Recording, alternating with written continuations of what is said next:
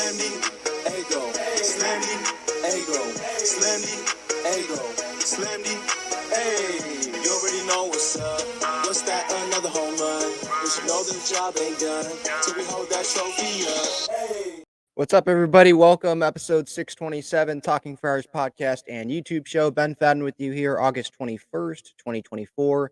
Padres, they take 2 out of 3 from the Twins. They got whooped today, but what the Padres need to keep doing is winning series, and if they keep doing that, then they will be in the postseason, and that's what matters the most. As I've said many times, like, cool, winning the division, it would be cool, have the bragging rights, probably not have to play in the wild card series, but what I care about the most is making the postseason, playing good baseball at the right time, consistently winning, and really that's what the Padres are doing right now. They've won 9 of their last 10 series. I know the Rocky series was a bummer. Today was a bummer, but overall they're still playing good baseball. So we'll get into these 3 games, and then there's other topics to hit on as well. Leo De Vries, Ha-Seong, Fernando, Tatis Jr. If you want to join the show, click that link pinned up at the top of the chat. I will get to the chat here in a little bit. But yeah, today Padres lose in the series finale 11-4. They were going for the sweep, but the way Matt Waldron was pitching, it just wasn't going to happen. This Minnesota Twins team, even without Correa, without Buxton, they've still got talent. They've got guys that can mash, and that's what happened. When you leave a lot of pitches over the middle of the plate, the cutter wasn't really doing much. The knuckleball wasn't doing much. I believe the usage was down today by Waldron on that pitch. And so, yeah, he got hammered pretty darn good. Didn't make it through 5, gave up 12 hits, 10 earned runs. It's not like he was wild out of the zone, walked one guy, but he wasn't getting a bunch of swings and misses. It was a lot of hung pitches, just here, hit me. And that's really what happened. And when you give up that many runs, you're not going to win the game. That's just what it is. Merrill had a homer today. Solano had a homer today. But really, it came down to Matt Waldron's performance, and that was really that. There's not a whole lot to talk about with this game. Just not a great pitching performance. And I've said this before, if the postseason started today and it was a wild card series, Waldron wouldn't be starting. It would be Musgrove, Cease, and King. That's just what it would be. I'm grateful for what Matt Waldron has given the Padres this season. But today was just one of those outings where it was like, yeah, Matt Waldron outing. At least going into the year, right? Going into the year, we weren't expecting Matt Waldron to pitch as well as he pitched during that long stretch.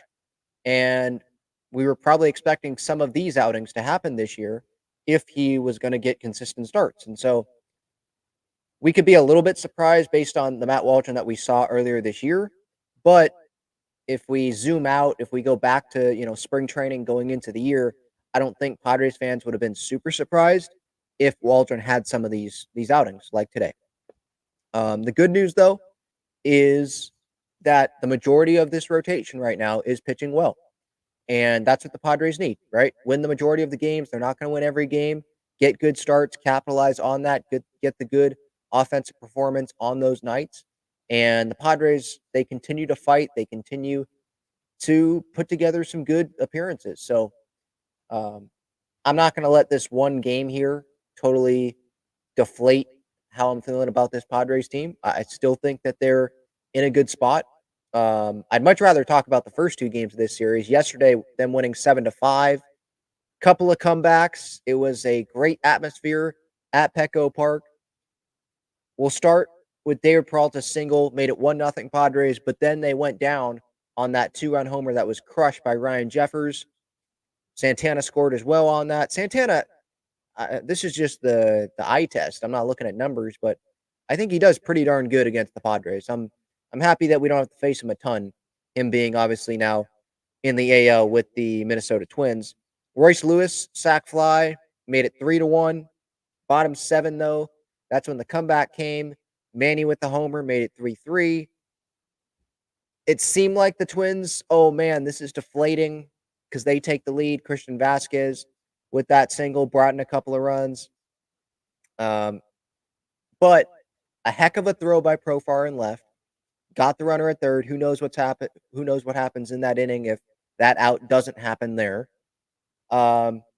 because the Padres ended. It's not like they won by a bunch of runs in this game. That throw, I don't know if it's being talked about enough how hard of a throw that is to make.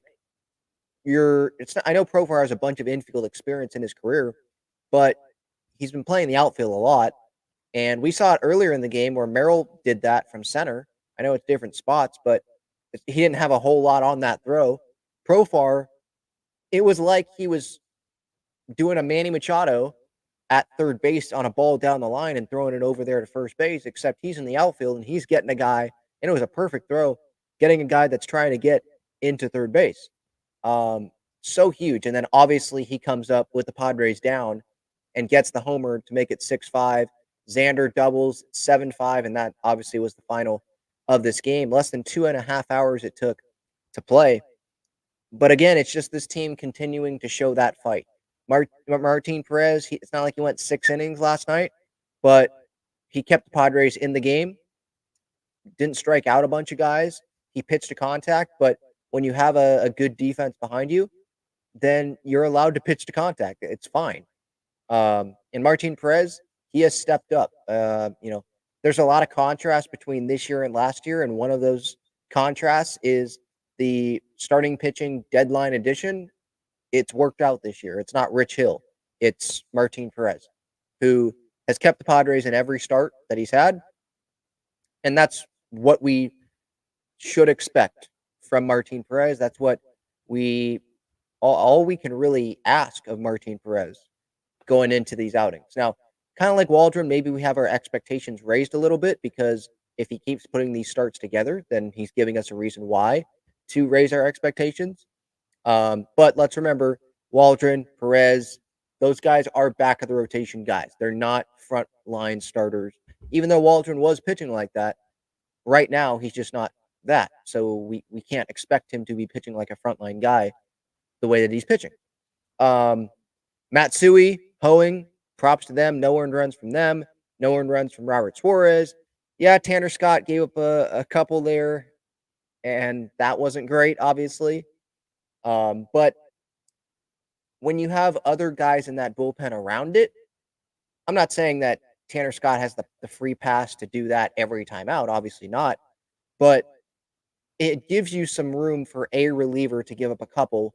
You have an offense that doesn't stop fighting. You have the rest of the bullpen's probably not going to give up any runs. You were in the game after the starter came out of the game. It's okay. It's not the end of the world, right? But yeah, those moments at Petco, I said this on my reaction outside Petco last night, but the atmosphere when Manny homered, when Profar homered, it felt like a playoff type atmosphere.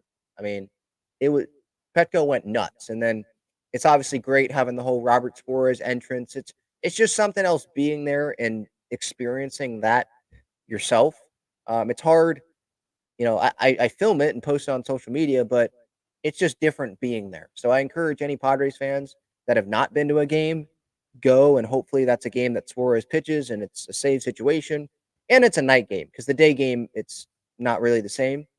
The night game, when all the lights are off and it turns into like D-Row was on MLB Central the other day about an outdoor nightclub. I think that's a pretty good way to put it. It's a cool moment. But Profar, Merrill has been getting a lot of love recently, and rightfully so. I believe he has overtaken Skeens for the NL Rookie of the Year favorite, and I have more thoughts on that here in a little bit from something that was put on MLB Network this week, which was just idiotic. So what was I going to say? Merrill. He's been getting a lot of love, and that's deservedly so. But I think yesterday was kind of like a reminder, like, no, Merrill, he's not the MVP of the team. If you're going to do an MVP, it's more of like a co-MVP. It's Profar and Merrill. Profar has been so huge for this Padres team this year. Same thing with Merrill. I can't pick one. It's those two guys. Those two guys easily stand out for me. And then Manny, ESPN puts out an article that Manny's on the overrated part of it, along with Mike Trout, which, again, like those two guys specifically, I'm just not going to say they're overrated.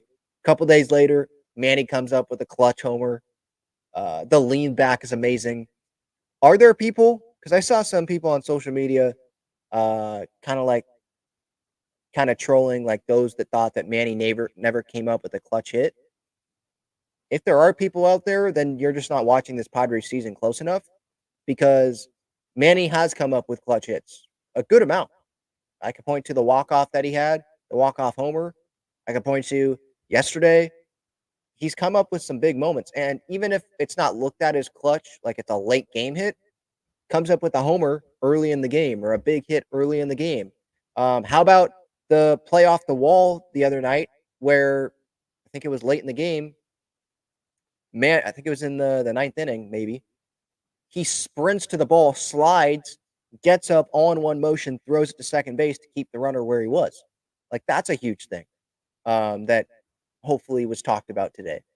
So again, I'm just not going to be on the side that says, "Oh, Manny's overrated." Like you're not going to hear me saying that.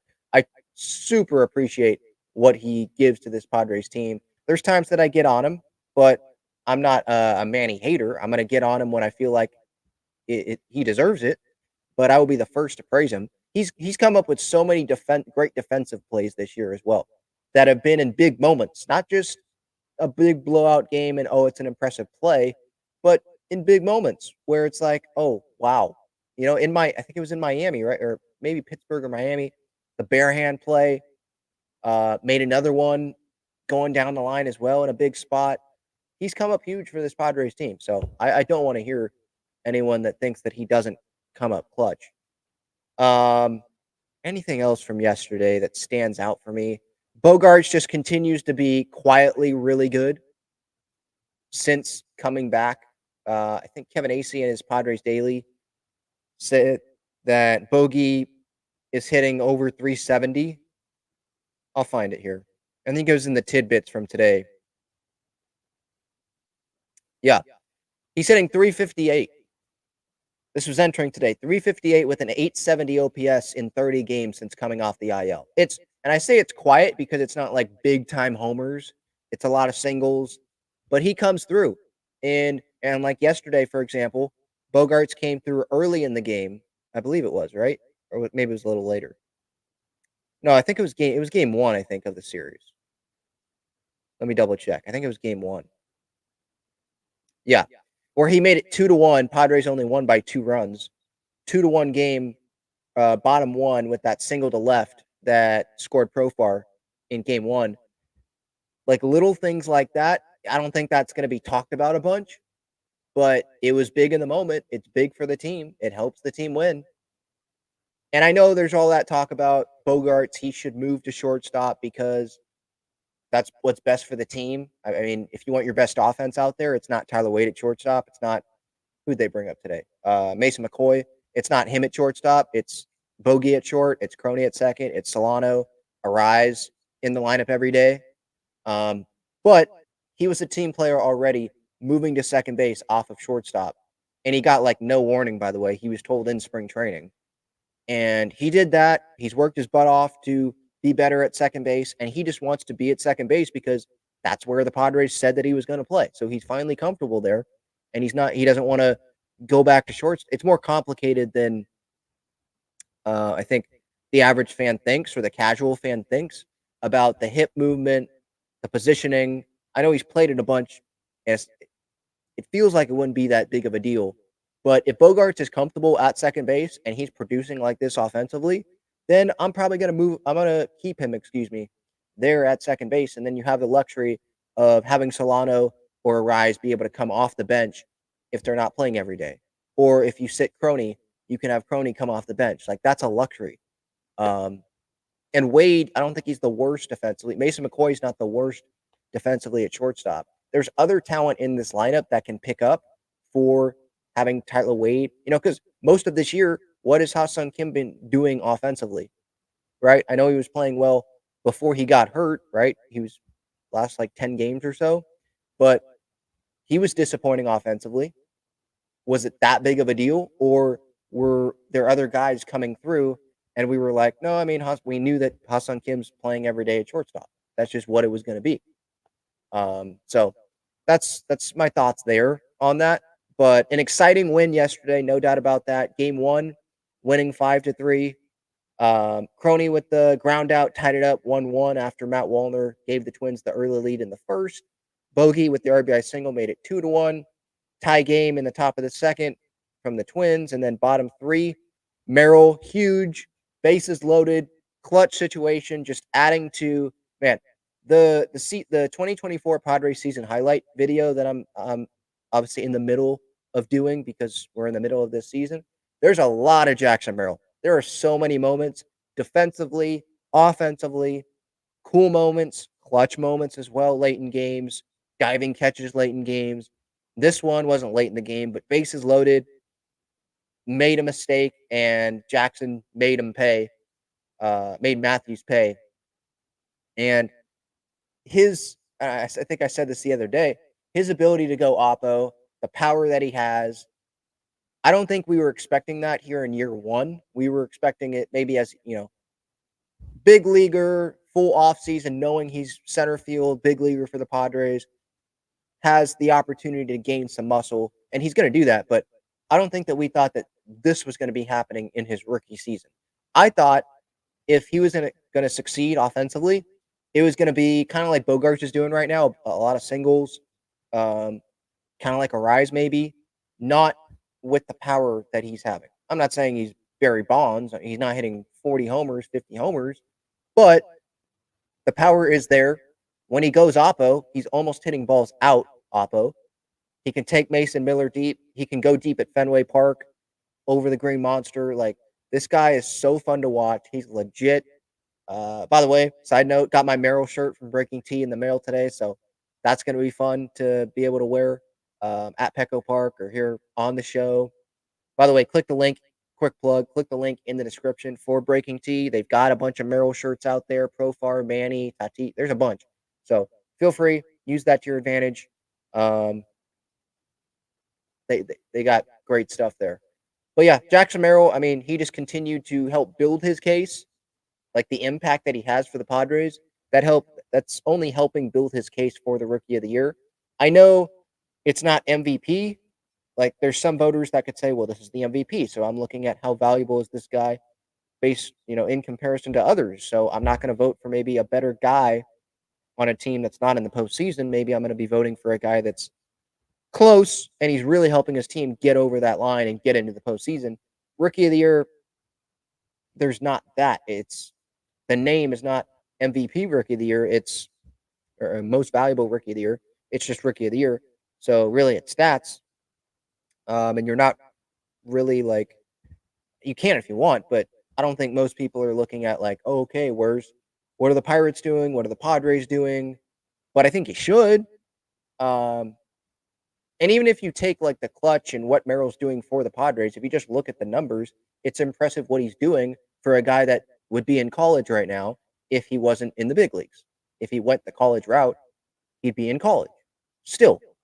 So obviously I'm on Team Merrill. I know I'm biased, but I can still make a really strong case for him.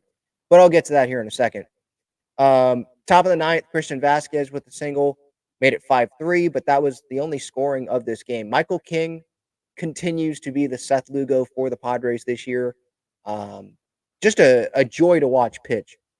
And the whole innings limit stuff that keeps getting brought up, I'm tired of it. We can bring it up once we see fatigue, once we see diminished velocity, or Ruben Niebla talks about it, or Mike Schilt expresses concern, or Michael King expresses concern. But as long as he is out there and he's pitching well and he's not even thinking about it, which is what he told the media post game after game 1, after he pitched, then I'm totally fine. I don't want to talk about it. 6 innings, 2 earned runs from him, 6 punch outs. And then the big 3 in the bullpen, Adams, Scott, and Suarez. Great job from them. I know Suarez gave a run, but at the end of the day, he still did his job, got the save. That's what matters. 3 innings from them, 1 earned run combined, 3 punch outs, just 1 walk. That was Suarez. Adam, he's been pitching really well.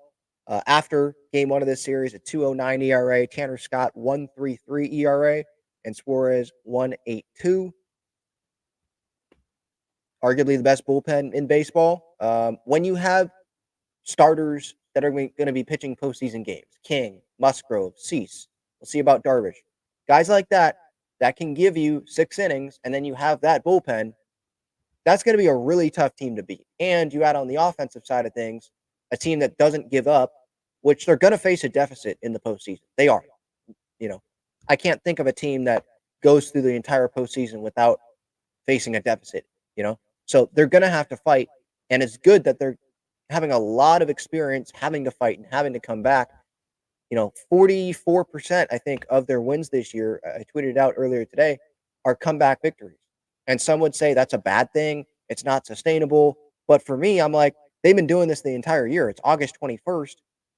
It's not like they've been doing this for a month and it's like, oh, it's not sustainable. We got 5 months left in the season.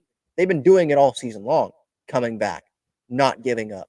So this is the identity of the team. And you're telling me that it's not sustainable when all that's left is like bigger and bigger games that this team is up for, that this team wants to win. They're motivated to win. I'm more on the side that no, this is sustainable. Like they keep showing us that no, it is sustainable. Getting down, 10-0, of course. Like no, you're not going to do that.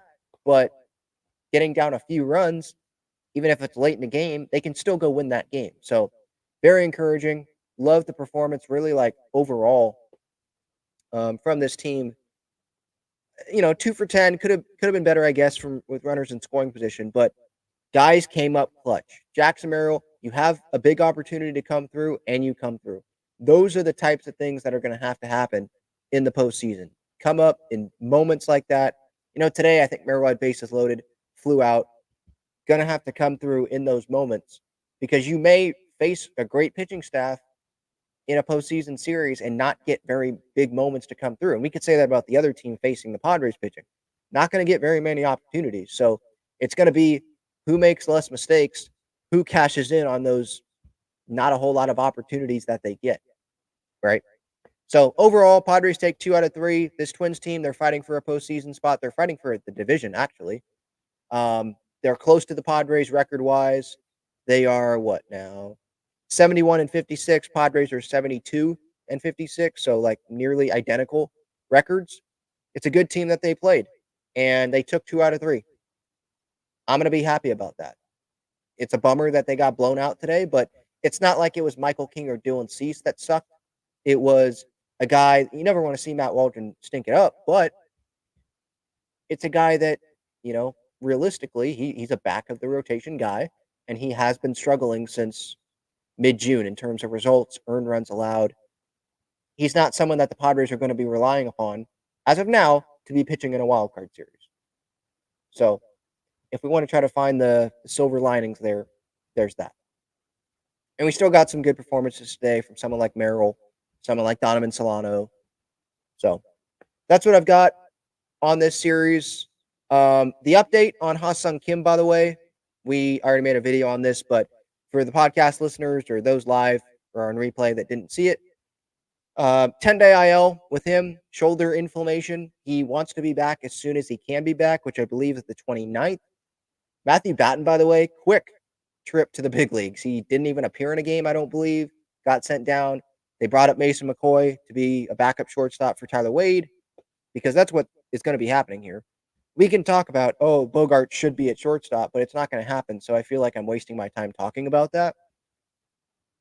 It's just not going to happen. He's going to play short, maybe, in a late game situation, but that was with Batten on the team. With McCoy, they have 2 guys that can go play short, so the other guy can just go play short in that late situation.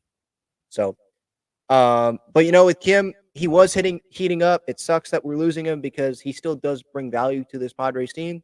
Obviously, he was bringing more value as of late offensively than what he was doing this season. Overall, it's been disappointing. There's people that make the argument that, hey, if you're going to lose someone, you don't want to, but at least it's not Manny. At least it's not Bogart. It's not Merrill. It's not Profar for this period of time, however long it's going to take. But Kim was heating up, and he still is fine defensively. He's not bad defensively. I know, for me at least, the eye test, it's not been as smooth defensively as last year, so that's been disappointing. But there's a lot of teams that would still take Ha-Seong Kim as your starting shortstop defensively. So he's still going to be missed, right? Still going to be missed. But yeah, the update is that 10-day IL. It doesn't seem like it's going to be super serious, like he's out for the year. So that's good. And hopefully this can give him some good, time off where he can come back like Bogarts did. I know Bogarts was going to be, hopefully it's way longer than what Kim's is going to end up being, because Bogarts was out for weeks and weeks and weeks. For Kim, hopefully it's, end of August here, he can come back as long as he's healthy.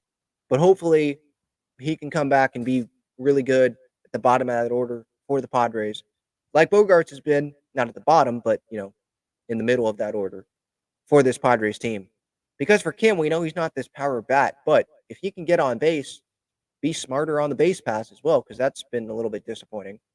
Use that speed, play solid defense. That's a really valuable piece that you're bringing in there to play shortstop. Bring him back, because we'd rather, I think at least, we'd rather have Kim play shortstop than Tyler Wade. I think Kim has a stronger arm. He's more comfortable there, obviously. You'd just rather have that. So that's the Ha-Seong Kim update. Leo De Vries, it seems like he's going to be done for the season. Strained shoulder. I think he strained it while he was diving for a ball. I think he made the play, but diving for the ball with Lake Elsinore. And I think the question with him is like, is he just going to be able to make it in time for the playoffs, which I believe start before the middle of September? First couple of weeks of September, I think, is when it starts. And for me, in the Cal League, it's not the MLB postseason. Is there really a point of having Leo De Vries have him play? It's his first, he's 17 years old. Is there, what's the legit reason that you can show me why he should be playing? Why he should play at all the rest of the season? I think you just take the experience that he's had with Lake Elsinore, 803 OPS, 11 home runs, almost 40 runs driven in, stole 13 bases. I'm not watching every Lake Elsinore game, but it seems like it was an encouraging performance, encouraging debut season for De Vries. 75 games played, got over 350 plate appearances. Just take it to the house, be healthy for the offseason, get stronger. Maybe he'll get bigger, and then you just keep developing from there. That's what I would do there. So that's the De Vries update. Now, what was interesting, I think, amongst Padres fans the most out of all the updates was the Fernando update. Kevin Acee in his Padres Daily had an update on Fernando. And I'm not so sure that we should take this literally, like he's going to be back soon. But I'm just reading it to you from Kevin here. Right fielder Fernando Tatis Jr. did some light running and played catch on the field yesterday. He is regularly hitting in the batting cage. It is all pretty much the same as he has been doing for a couple weeks, slightly increasing the intensity every few days or so. There remains no firm timeline for his return from a stress reaction in his right fibula, but as he left the field yesterday afternoon, so I think that was Tuesday afternoon, Tatis said, "I'll be back soon." Now, obviously, the question there for me is, what is soon? Is that a couple of weeks? Sometime in September? What is soon? Is that in a week? I wouldn't think so, but the update is encouraging. It seems like he is progressing, slightly increasing the intensity every few days or so. He's not near 100%. If he's doing light running, he's not 100. He's not near 100%. Playing catch on the field, that's not taking fly balls in right field. Regularly hitting in the batting cage, okay, he can do that. Obviously, it's not running there involved. So I like that he's doing that, but I'm not getting my hopes up that he's returning in August. I think his return's going to be in September. I'd be a little surprised if he doesn't go on a rehab assignment with this amount of time that he has missed. Usually Bogarts at least had a few games, right? He had a few games that he went with El Paso, and then I think he did El Paso. Then he had a couple games in Elsinore, felt good, and obviously he was good. because he came back and he's hitting 350 whatever since coming back in 30 games. So for Tatis, especially because I would assume that he's going to go back and play right field. Although I am seeing a push on social media for Tatis to like DH because Peralta's actually been playing well. He hasn't been terrible in the outfield. I know there was that mistake the other day. He hasn't been terrible. Maybe you want to protect Tatis and have him DH and not go running around out there in the outfield. You want his bat. Like that's sure he provides value defensively with his range and some of the throws that he can make, the arm, but it's sort of like Manny, right? The it's still cool to have him defensively. It adds value, but we know that the best value that he can bring is offensively with the bat, with the power, putting balls in the gap, right? So if he does come back, I would not rule out DHing. Definitely some days, not playing right field every day. The shortstop thing, I would rule that out. I don't think that they're going to have him switch to shortstop, back to shortstop when he's coming off of an injury. Obviously, you're very involved there at shortstop. So, really, the update, he says he'll be back soon. Remember, initially, he thought maybe he'd be out for the season, and then he was like, he was thankful to learn like, no, it's not that bad. But I thought at one point we were told late August, and it doesn't seem like that's going to happen. And so hopefully it's sometime in September. Is it going to be the beginning of September? For any fans, by the way, that are like, hey, keep Tatis out. Padres are playing well. Peralta's playing well. We don't need Tatis. Keep him out. It's okay. Stay on the shelf.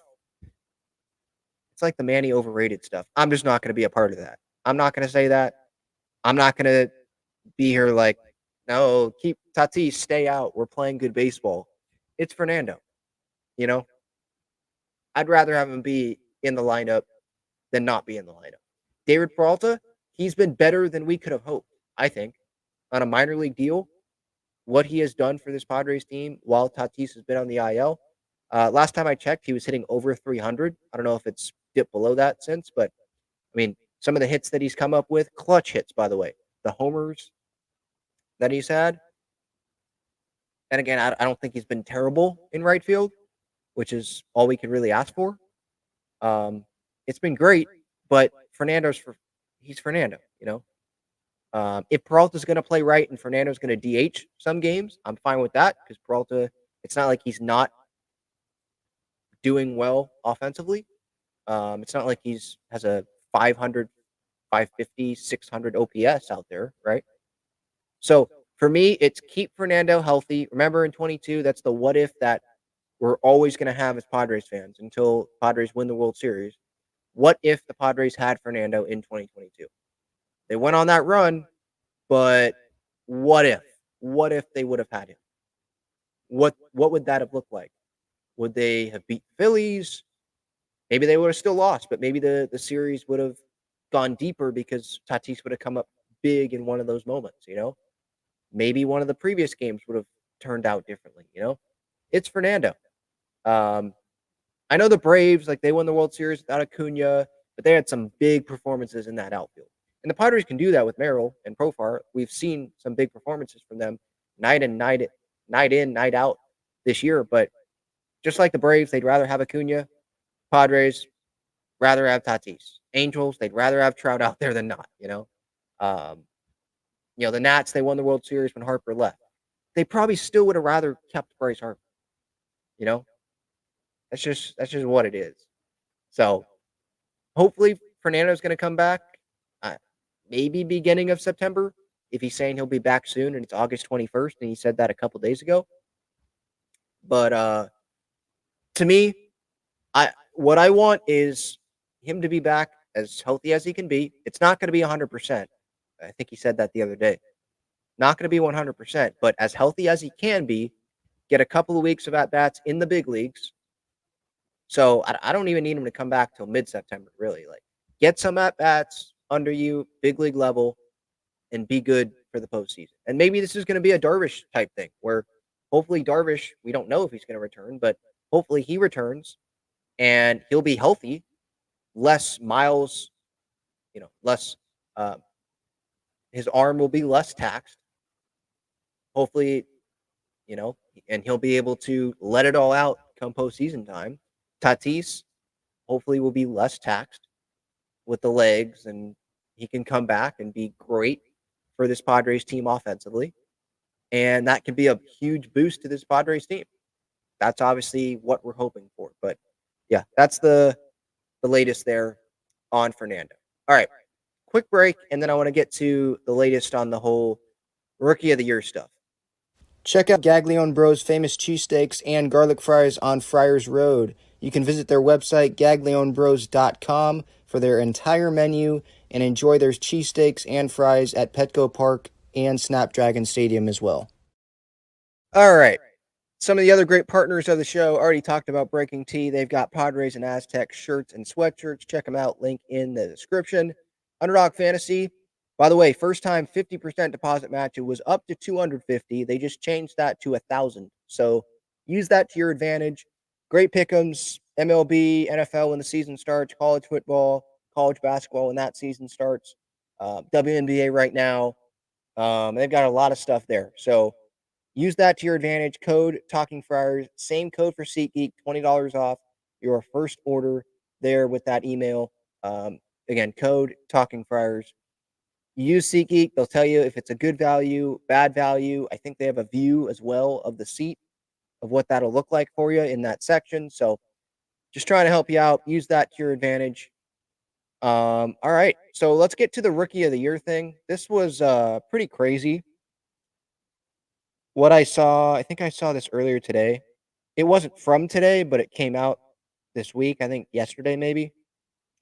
And it was just the conversation of Merrill, Skeens, who should be the favorite or who is the favorite.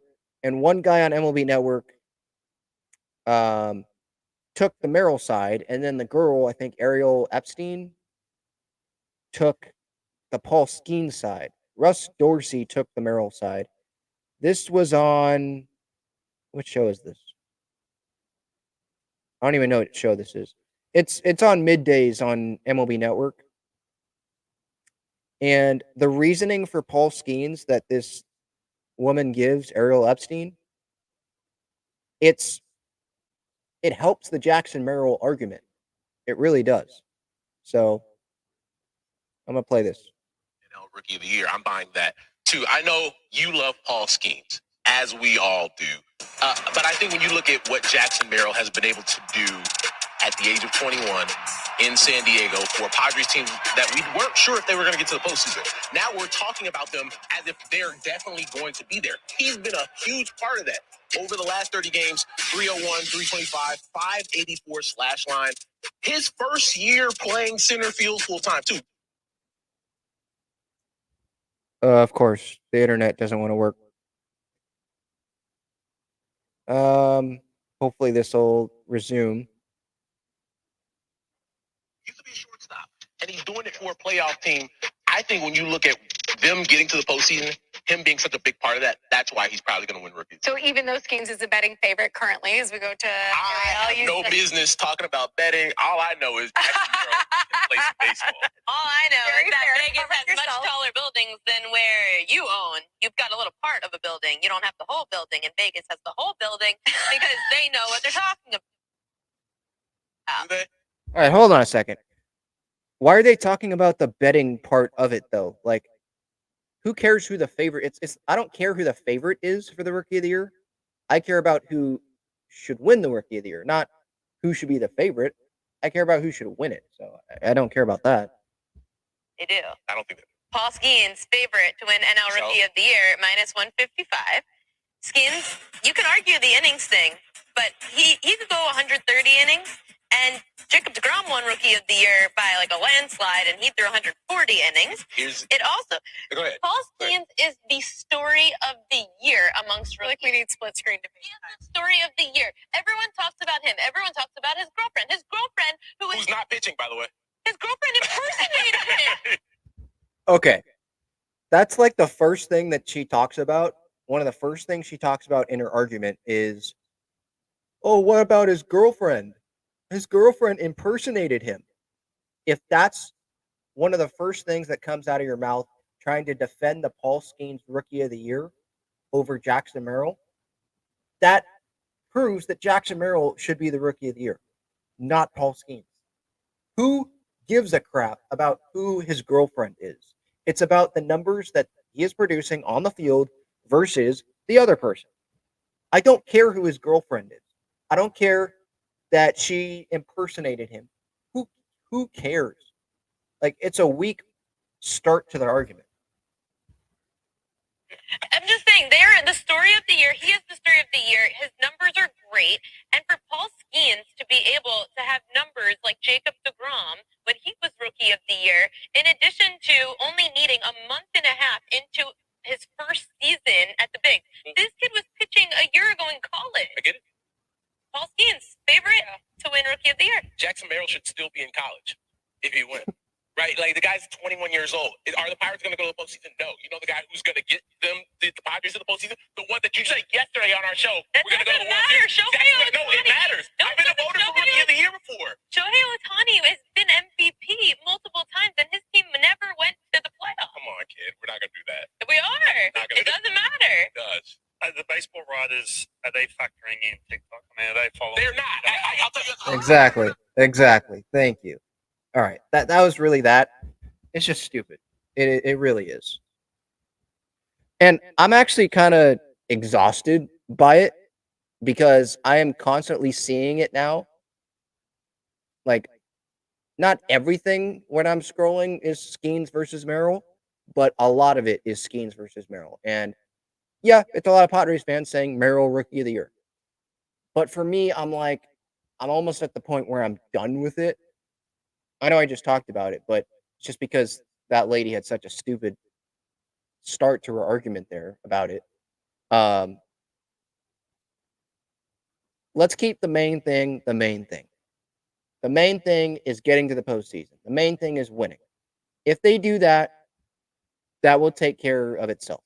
And if Merrill doesn't win and Skeens wins the Rookie of the Year and the Padres go win the World Series, nobody's going to care that Merrill didn't win Rookie of the Year. Okay?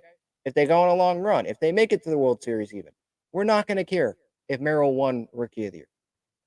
Right now, it's something that is a topic, obviously, because we're defending our guy. We love Jackson Merrill. We see what he's doing for the Padres day in and day out, and we just want him to be rewarded for that. He doesn't care.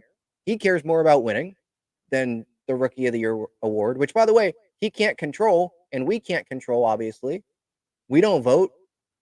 It's the BBWAA writers, I believe, that vote for it. So what he's just got to do is focus on his, and he's doing this, by the way. He's not paying attention. Just go in, day out, do his job, produce for his team, be valuable for his team, and whatever happens, happens.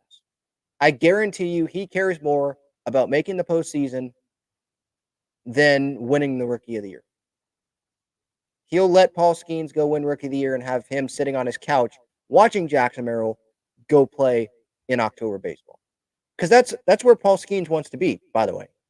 I don't think he wants to be sitting on his couch in postseason time. He wants to be in the postseason. Or Jackson Merrill, he's been so huge for this team that is going to be into the postseason this year. I'm very confident that they're going to be a postseason team this year, and Jackson is a big reason why. So yeah, I don't know how much more, to be honest, I'm going to talk about Merrill for Rookie of the Year. It's not because I don't want him to. To be honest, I'm just tired of it right now. Like, I'll talk about Merrill's production, and maybe I'll mention, for a sentence, like, keeps building the Rookie of the Year case, but every week to be Skeens versus Merrill. I already talked about it, weeks ago, like how comparing Skeens and Merrill is just stupid anyway. It's a waste of time. Comparing a pitcher and a position player. In the NFL, do people compare Jason Kelce before he retired, the center for the Eagles? Do they compare him to Travis Kelce? Do they compare Patrick Mahomes to Jalen Ramsey? Like, it's two different positions. Aaron Donald to Patrick Mahomes, it's two different positions. It's just stupid to compare the two. So there, I'm off my my box there. But Yeah, just annoying. All right. Anything else that I wanted to hit on here before going to the chat? Props to Bailey Ober, by the way. That dude is legit. I mean, that was one of the cool things about yesterday, by the way, because of how he was cruising and how efficient he was being. And that's easy gas that he's throwing, by the way. He looked good. And he's the Twins ace right now.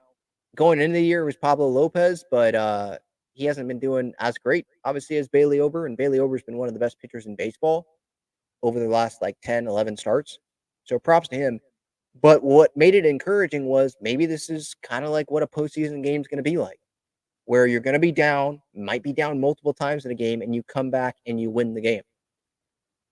Padres keep showing that. You're facing an ace of the staff. They pitch well. Can you get to that bullpen? Can you come up with a big swing and knock that pitcher out of the game like Manny Machado did with that homer? All it takes is that one mistake by the guy, one mistake because he's fatigued late in his outing, and boom, game changed. So for those that want to doubt this Padres team, those comeback wins, it's not sustainable. It might not be. In the postseason, they might get down and they might not be able to win those games. But as someone that keeps watching this team day in, day out, and seeing the deficits that they come back from, this was in April. This was 8-0 against the Cubs early in the season. This was against the Nationals in extra innings later in the season with the Profar walk-off. This was as most recently as yesterday. Like, they keep doing it. The Miami game when Kim almost had the homer. Like, they were fighting there. The Pittsburgh series with the Merrill homers. They keep doing it. So, and some can say, not postseason competition. Well, the Twins are. The Dodgers are. The Orioles are. The Guardians are. Teams that they're beating, the Braves. You can save that for, I guess, for any of the doubters of this Padres team. All right, let's get to the chat to close out this show. I appreciate those that are here live. I appreciate those that are listening on the podcast platforms or watching this back on YouTube. Devin says, I didn't think a sweep was going to happen, but I didn't expect Waldron to be really bad this outing. Yeah, I mean, I didn't have high expectations going into today for Waldron, but this bad, yeah, I mean, I was working and it was 1-0, I think. And 20, 30 minutes later, I look at my phone on the MLB at bat app alerts, and it's like Twins lead 10-0. And I'm like, what the heck happened? That happened so freaking quick. And yeah, I mean, watching back the condensed game, yeah, it was just what I thought it was going to be. Not high velocity, kind of just balls that looped over the middle of the plate, and you're going to get crushed when you've got a good team that you're playing. Even if it's not a good team, these are all major leaguers that can hit that pitch. Waldron needs to go down, Parker asks. I don't know about that. Maybe. Because right now, they're operating with Musgrove, King, Cease, Waldron, Perez. Right? I'm not blanking on someone. They're operating with a 5-man rotation.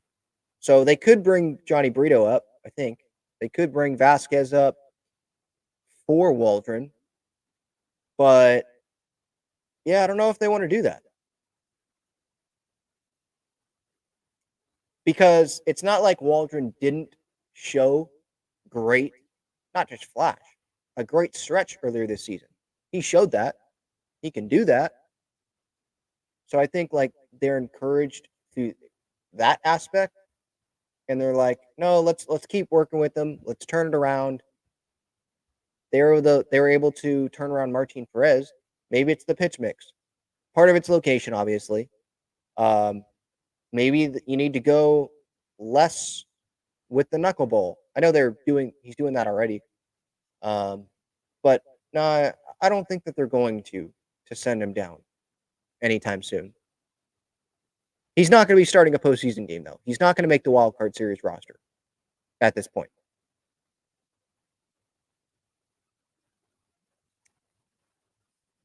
Yeah, good thing we only need a 4-man rotation in October. Yeah, and that fourth guy, if they play a wild card series and it goes all 3 games, then that fourth guy would pitch game 1. That would be Martin Perez at this point. If Darvish comes back, then it would be maybe Darvish pitch game 1 if they don't want him pitching in the wild card series. So, yeah. That's the good thing is like they do have some depth in the rotation postseason wise where they can shorten that up.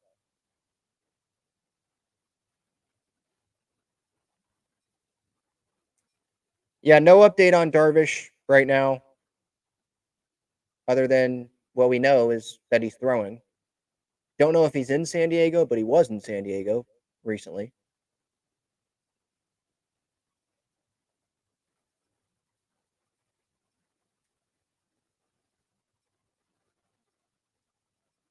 Going through the chat here. Chad says Waldron is completely gassed. That being said, he has done his share for this season, considering he was never expected to be anything more than a number 5. Exactly. Yep. He's already given the Padres. Now, I don't like settling, obviously, but he's already given the Padres more probably than what they were expecting. Because, I mean, let's go to his game logs. Because it was not a 3-start stretch. It was not a 4-start, 5-start, 6-start, 7-start even.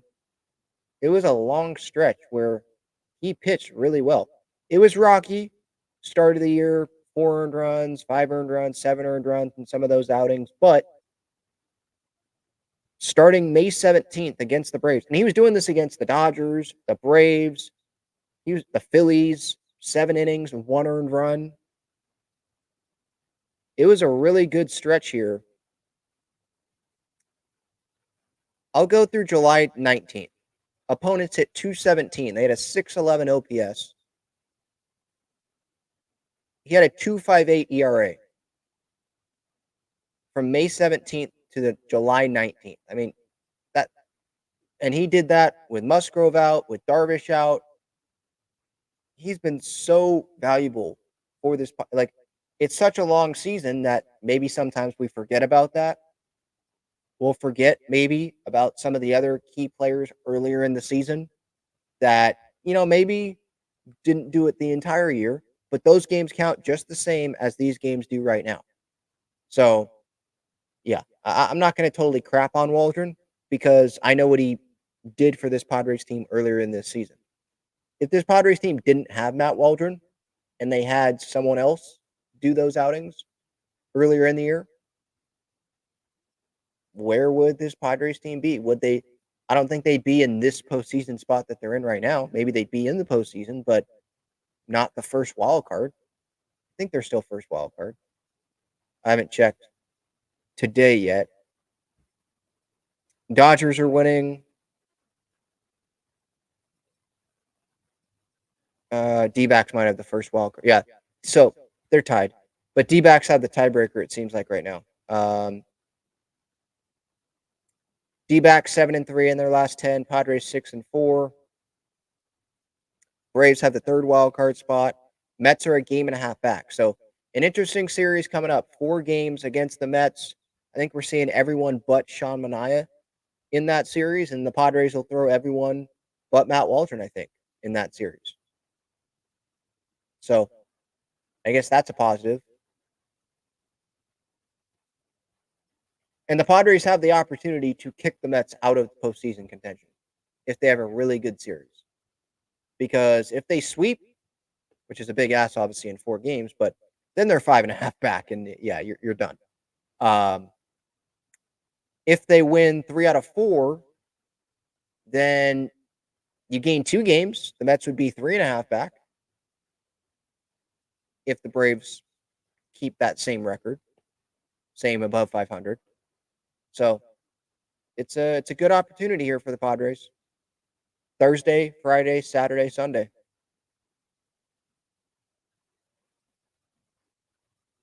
Yeah, I agree. Definitely have to give Waldron his flowers for the first half. It was appreciated, for sure. How do I feel about the next 11 games against the Mets, Cardinals, and Rays? I feel pretty good about it. Again, this team is playing good baseball. I know we can focus on the Rocky series and getting blown out today. But the team overall is playing good. 9 of their last 10 have been series wins. Some of those have been sweeps. What are they? How many games? 16 games over 500. Like, they're in a good spot. And the Mets, they can beat the Mets. Jesse Winker, pain in the butt. By the way, he had a walk-off homer today, and he acted like he won the World Series. So he cannot be getting mad at Profar for what Profar did earlier this year. Profar's, by the way, way cooler. It was a packed stadium. Couldn't see an empty seat. The Mets game was a day game. Bunch of empty seats. Yeah, he came off the bench, by the way. And Profar's an everyday guy. And the Padres were down. It was just like an epic comeback. But yeah, Jesse Winker's a Met. They got talent. They've got a good lineup. You know, the Mets have been up and down. They've had really bad stretches. They've had really good stretches where, you know, the fan base is believing. So it should be an interesting series, long series this weekend. And then the Cardinals, who knows where they're going to be when the Padres play. They're already 5 games back. They're not going to make the postseason. So should be able to win that series.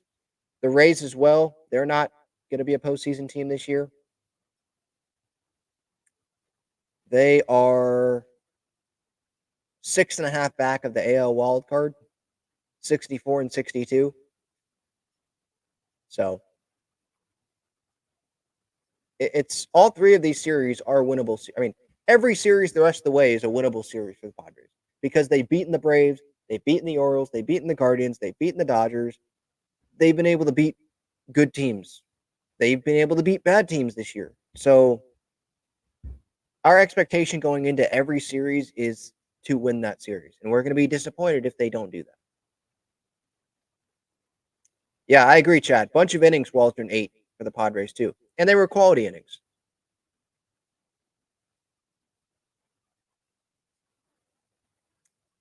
Oh, look at this. A Dodger fan saying, how lucky are you guys going to get to see Merrill wearing that Padre uniform for years? Yeah, we're lucky. You know, Dodgers, they've had plenty of those. Merrill, I am so happy that he's going to be a Padre, hopefully for life. He's got everything you want. All he cares about is winning. He says all the right things. He's young.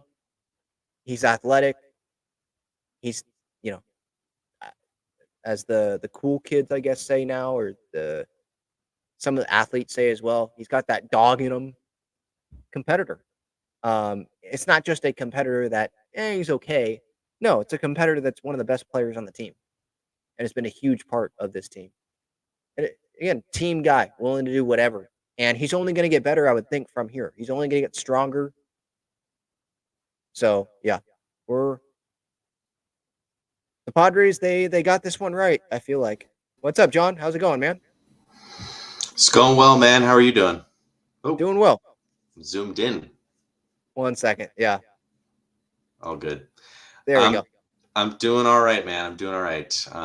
Little bummer that the Padres lost today, but hey, we'll take 2 out of 3. Not the biggest deal in the world, you know. I wanted to come on here because obviously Matt Waldron not as good as he used to be for sure in the first half, but I have a feeling a lot of casual fans are going to start talking about Yu Darvish coming back and their insistence to bring him back. Oh, I guess. No, you're good. I got you audio wise. I know you're frozen, but you're good. Oh, yeah. I think a lot of people are going to talk about bringing Yu Darvish back. I think is the biggest thing. All the casual fans, you know, taking out Matt Waldron and being insistent that Yu Darvish comes back and stuff like that. And you know, we're kind of at the whims of him, but you know, just an interesting situation. You know, you have one of our best starting pitchers just kind of, you know, dealing with some family issues, which is obviously much more important in the game of baseball itself. But, you know, just one of those things where I could see the conversation started to talk about him being back, Yeah. Oh yeah, for sure. Because obviously we know what Darvish can do, and with Waldron right now, yeah, if he fixes the location, he can be more effective, but like there's a limit there because like the velocity, it's not like that helps him. And with the more and more starts that teams can have to watch this guy and the scouting reports, there's it feels like he's been found out a little bit. Not saying can't change. And again, like if he's better with the location, he's not going to give up 10 earned runs. It may Yeah. be 4, which still isn't ideal, but it's not going to be 10. So it still can he can still be improved, obviously, and these starts can get turned back in the right direction. But it's you Darvish, and so it's the prospect of, man, he could be really good for this rotation. The what if Darvish was here? That's definitely going to catch some fans for sure. But yeah, for me, I'm not even gonna be on that boat. Like, man, Darvish needs to get back because yeah, it is a personal situation. Like we don't totally know what's going on, and it's irresponsible to even speculate what's going on anyway. So really, it's like what I said earlier in the show. All I have to say about it is hopefully he can come back for the postseason. I'm encouraged that he's still throwing. But for me, what I'm actually more encouraged by is like Musgrove pitching well, Cease, King, Perez, those guys going into the postseason. And I'm not thinking about Darvish, just those guys. And you don't have to throw Waldron, and you've got the bullpen, and you've got the talent in the lineup. Hopefully, Tatis comes back at some point September, get some at bats. There's a lot of things to be positive about without not even thinking about Darvish going into the postseason, which is where I think we all think that they're going to end up. Yeah, Padres are in such a great position right now, which is wonderful, honestly. Yeah. Most fans, I'm up here in Giants country, and they're obviously on the outside looking in, and they lost to the White Sox. They wanted to sweep them.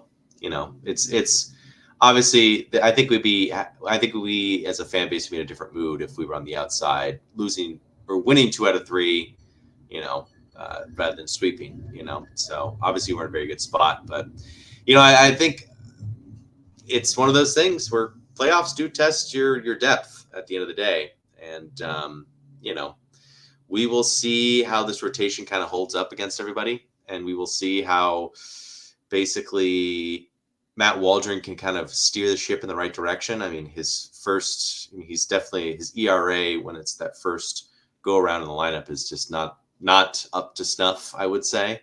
And it definitely showed that higher ERA is creeping into his second go at the lineup as well. So we just hope that he steers the ship in the right direction. But I don't know. It seems to me that a lot of people are figuring out that knuckleball at the end of the day. Yeah, and I wonder, because it's a good point you bring up about that first time. I wonder, is it the bullpen preparation? Is there something he needs to change there? Is it something in the video room prep wise that needs to change? Like, I don't know what that is. I know like Michael King, he had the homer problem, and that ended up getting fixed. So I'm not questioning whether Waldron's working at it. Like, obviously, yeah. And I just saw a quote like, he's not close to done yet. Like, he's motivated, obviously, to get back to where he was earlier this season. But yeah, I feel like teams, they're seeing that he's not doing great first time around. They can get to him early in games, and they're aggressive. You make any mistakes, they're going to go swing. They're not. I wasn't watching today, the full outing today, but so you can tell me if this wasn't the case. But it feels like to me they're swinging early. It's not like they're letting him get 0-1, 0-2 in counts. He's not getting to that point. They're going to get to him. They see any pitch over the plate, they're not going to let him be able to get back into the count. The count's over and a ball's in the gap. Yeah. think you kind of broke up a little bit, but anyway, I think I'll take off. But anyway, just wanted to hop on, say what's going on. I don't know, keep on keeping on. Thanks, John. I appreciate it.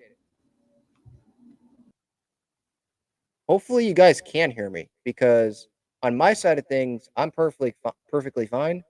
John there was frozen on my side. So I don't know if it's me or if it was his internet. Who knows? But getting back to the chat here.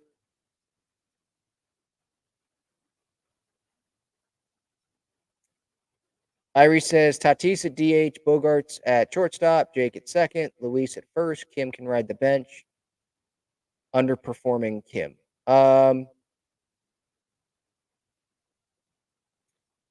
So Solano isn't playing either. You have Tatis DH, Peralta right. That's going to happen, I would think, at some point. Not the Bogarts at short, but like Tatis DHing. Because I just don't think that they're going to play him every day in right field coming off the injured list with what he's dealing with. They're probably going to want to save the legs as much as they can with the position that they're in, and you can still get him at the plate. But again, the Bogarts at short, Jake at second thing, it might happen sometimes, but it feels like if it was going to happen, it would have already happened this series. They would have just put Bogarts at shortstop, and they would have had Jake at second, and it didn't happen. It was Wade at shortstop. And they called up Mason McCoy, who's a shortstop, and sent Matthew Batten down, who wasn't really a backup shortstop. So that, to me, that just reaffirms that, yeah, Wade's at short, McCoy's the backup, Bogarts is going to be at second base. It's clear that, like, yeah, he's the second baseman. And he was already talking to the media about how much harder it really is than what people think to go back to shortstop after all the work that he's put in, and he's finally comfortable at second base. I understand the viewpoint from fans, like, dude, just be the team first guy, go back to shortstop. You've been playing it your whole career. It's not a big deal. The team needs you at shortstop. It's the better offensive lineup. Just go back to short, man. But there are egos involved, and he's a superstar. He's getting paid a lot of money. He might have been a little bit blindsided in spring training when they just told him, hey, you're playing second base. And that was pretty much that. It didn't seem like he had much of a say on it. Like, Kim's at short, you're at second. And he worked hard to be comfortable at second base. And so he's like, hey, you guys wanted me at second base. I'm not going back to shortstop. So it would be much easier, MLB The Show and be like, yeah, you can just put the guy at shortstop. There's no like conversations involved, but these are humans. These are star players. These are guys that have a viewpoint, and they know where they're most comfortable. And right now, Bogarts is most comfortable at second base. And it's not like he's sucking offensively. He's hitting 350 since coming off the IL. So I think that gives him a little bit of leverage as well to be like, how about keep me where I'm comfortable? You already moved me. Keep me where I'm comfortable.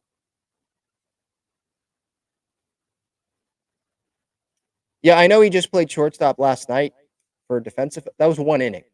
We're talking about him being the shortstop while Kim's out. Like, every game, he's already pretty much made clear like he's not doing that. So I think we're wasting time talking about it because it's not even something that's up for debate because it's already been decided.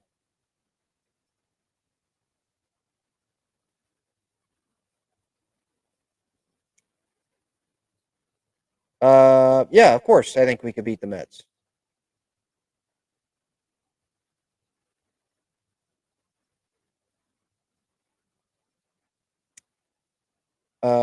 Waldron sweeper ain't sweeping. Today, from what I saw, it was the knuckleball and the cutter really that gave him issues. I'll look up his baseball savant here.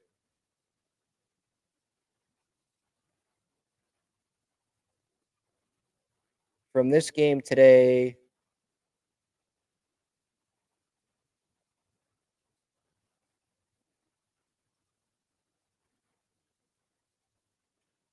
He threw the sinker 26% of the time, sweeper 26% of the time, knuckleball 24, cutter 12%, the fastball just 12.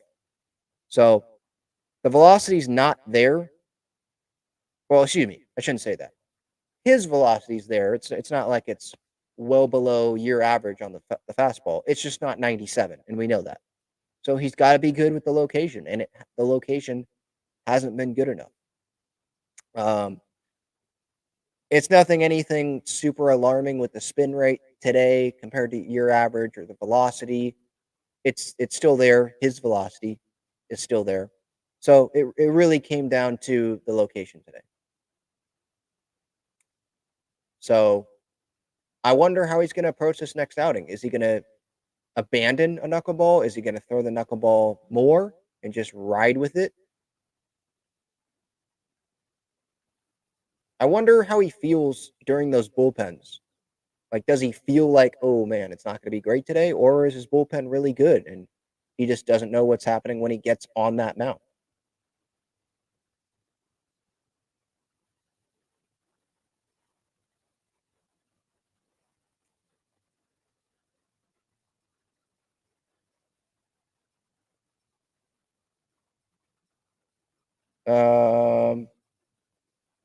Jackson says, I wish Leo De Vries was 21 so he could just get called up and play short. Well, he's hurt right now, so that wouldn't happen, but I get the point. If he was in position to be called up, that would be interesting. It would probably be, and he was healthy, it would probably be him at short, Kim on the bench, if Kim was healthy, and they'd have really good depth. Because you're not bringing up Leo De Vries unless he's playing every day. All right, that's it. Talking Friars episode 627. Hopefully everybody enjoyed it tonight. I appreciate the time, really do. Padres take 2 out of 3. They're in a good spot. A bummer that they got blown out today, but the Twins are a good team still on the other side of things. And they get back at it. No days off, 18 games in 18 days. Back at it, 4 games against the Mets to finish up that homestand.